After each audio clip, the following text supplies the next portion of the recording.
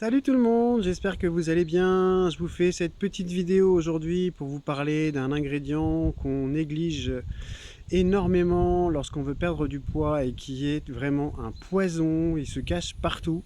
C'est le sucre.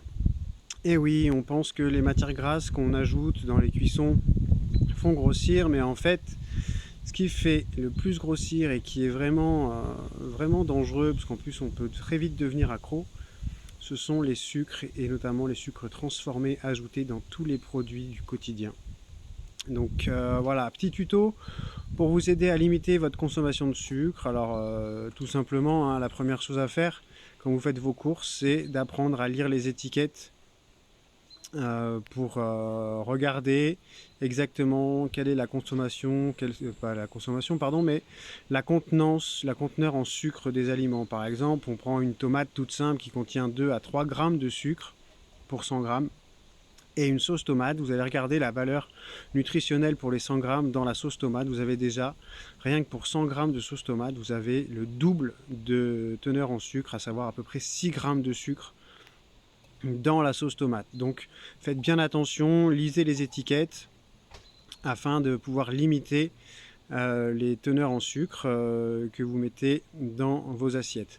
Ensuite, voilà, je me suis fait des petites notes, les aliments transformés tels que les soupes, les boîtes de conserve, tout ce qui va être biscuits, biscottes, le pain blanc, j'ai quoi d'autre encore, les pâtisseries évidemment, voilà, tous les produits industriels dans lesquels ils rajoutent du sucre pour vous donner envie d'en manger et donc envie d'en racheter, puisque le sucre, c'est un... Encore une fois, je le répète, on devient accro très vite. Limiter tout ce qui va être condiments et les sauces, ketchup, sauce barbecue. Préférez encore une fois faire une sauce tomate maison, prenez le temps de le préparer. Évitez les boissons sucrées, bon, je vous apprends rien, mais tout ce qui va être soda, genre coca, orangina, choses comme ça. Les jus de fruits, pareil, les jus de fruits c'est plein de sucre.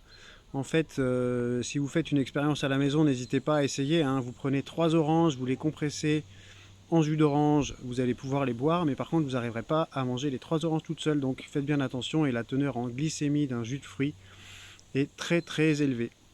Donc regardez bien ce que vous achetez. Donc voilà, donc ça c'est les choses à ne pas faire. Faites attention à ce que vous mangez. Par contre, pour limiter donc cette quantité de sucre, vous pouvez cuisiner maison déjà, c'est la première chose à faire. C'est prendre le temps de cuisiner. Alors je sais, on n'a pas souvent le temps à la maison, mais un dimanche, voilà, prenez le temps dimanche de préparer vous-même vos repas, pardon, pour la semaine. N'hésitez pas à congeler si besoin pour permettre d'avoir les réserves à la maison et préparer vous-même vos repas. Ensuite, quand vous avez une envie de sucre, privilégiez les fruits sucrés qui vous donnent un apport en sucre naturel. En plus, les fruits sont pleins de fibres et donc les fibres permettent de... Comment dire, les fibres, ça permet de stabiliser, voilà, stabiliser le taux de glycémie et donc de limiter les envies de sucre. Donc vraiment, les fruits, les fibres en général, privilégiez, mangez des fibres pour stabiliser votre glycémie. Et enfin, peut-être le plus dur, mais évitez les grignotages entre les repas. Les grignotages sucrés, préférez prendre des petits fruits à coque, les amandes, les noix, les noisettes, plutôt qu'un encas sucré.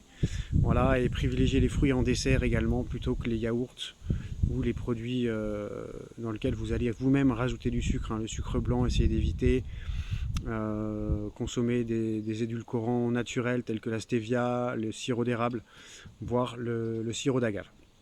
Voilà, écoutez, j'espère que ces petits conseils vous auront aidé. Je vous souhaite une très belle journée et je vous souhaite aussi de prendre soin de vous.